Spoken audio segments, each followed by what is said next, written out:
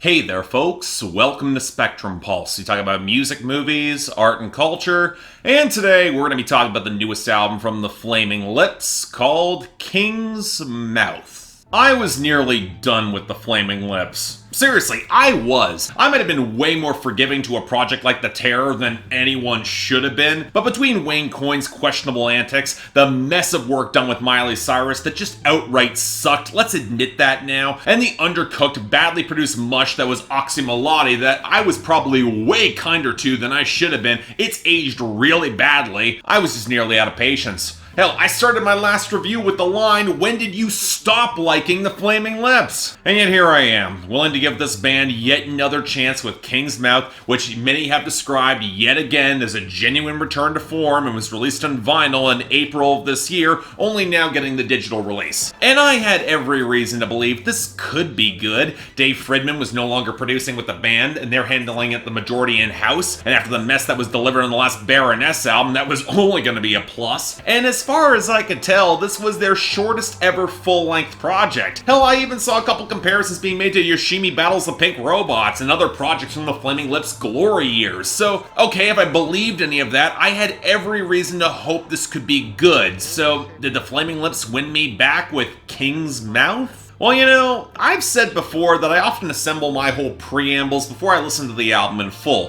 which is why I always provide a link to skip them in the description down below in case you want me to just get right to it. And I think in this case, after giving this album even just a couple of spins, I think I got the framing entirely wrong here. Let me start over, particularly in assuming that the Flaming Lips had to win me back at all, or that they even gave a shit about winning anyone back and not just meandering through more burbling shallows of psychedelia. And while this has always been true about the Flaming Lips to some extent, they're a band that's trafficked in offbeat weirdness and alienating the audience long enough to win and lose entirely new fans seemingly with every album. More often than most, King's Mouth feels like a project that is unconcerned with urgency, which normally wouldn't be a problem for a psychedelic record in this lane, if I felt that the Flaming Lips weren't retreading ground that they've touched on plenty of times before in a slightly different package that doesn't quite demand deeper contemplation. Don't get me wrong, it is better than Oxymolati, but I'm not sure it's all that great. Hell, you could argue that package might even be a little bit worse for wear this time around, so let's start with the production. And yes, while King's Mouth doesn't quite sound as titanic as the Dave Fridman produced projects did, there's still enough in the way of warping layers and vintage deranged flourishes to give the album that fair amount of fractured grandeur, which is kind of essential for a concept as tripped out as this might seem to be. Now let me make this clear.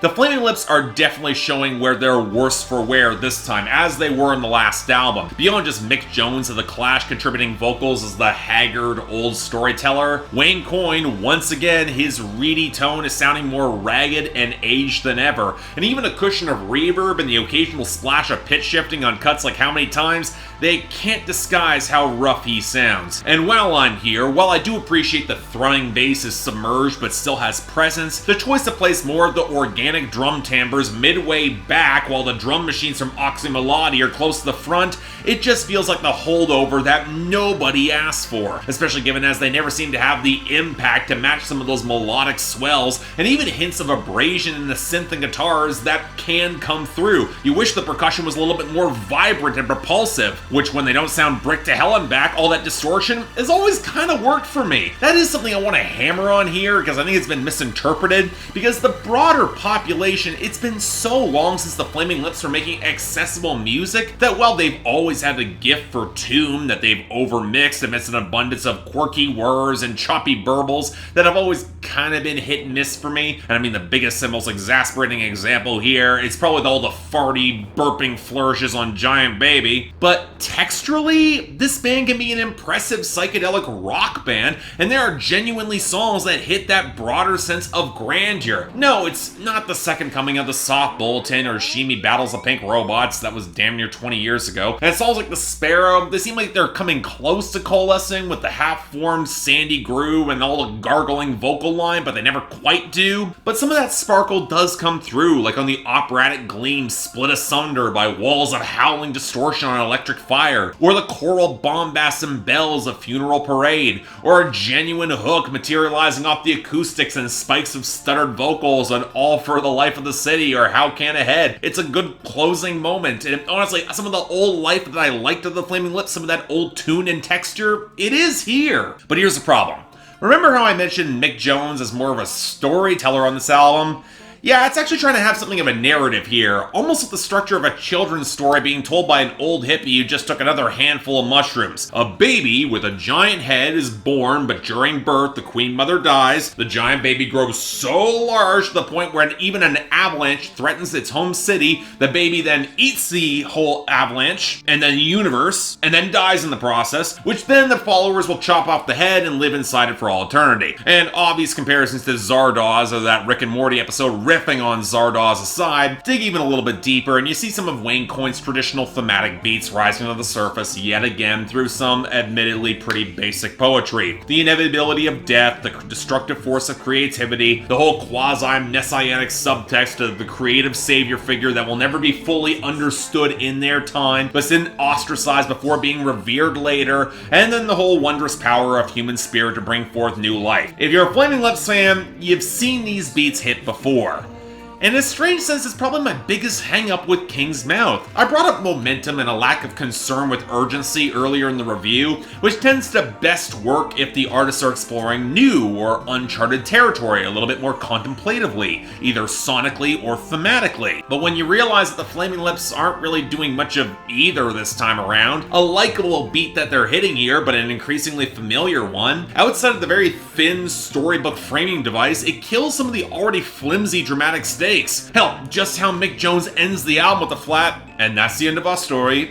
Bye. You get the feeling that this project is more of a dalliance to reset expectations from whatever fans are left than open up new thrills or explore new ideas. Which, when so many of the songs feel like kind of diffuse and unconcerned with straightforward delivery, makes it a little bit hard for me to care all that much, even as a fan. And yet at this point, look, as I said, I've been a long-suffering Flaming Lips fan for a while. I'm not surprised that this project has the feel of having nothing really left to prove. You could argue that was as true as early as At War with the Mystics over a decade ago. But that also makes it hard to recommend this beyond an exercise in slightly better production and a quirky little narrative. I've seen critics describe this as feeling like more of an inessential side project, but also consider the Flaming Lips have made side ventures like the Flaming Lips and Hetty Fuentes, and then wonder if you should expect more from them, at least at this point, and then realize the band couldn't care less one way or the other what the hell I think. Alright, whatever. For me, it's a pretty solid 6 out of 10, generally enjoyable, but also pretty disposable. Definitely an improvement, worth a listen or two, but don't be surprised if this fades away pretty fast for whatever gallivanting the band is gonna do next.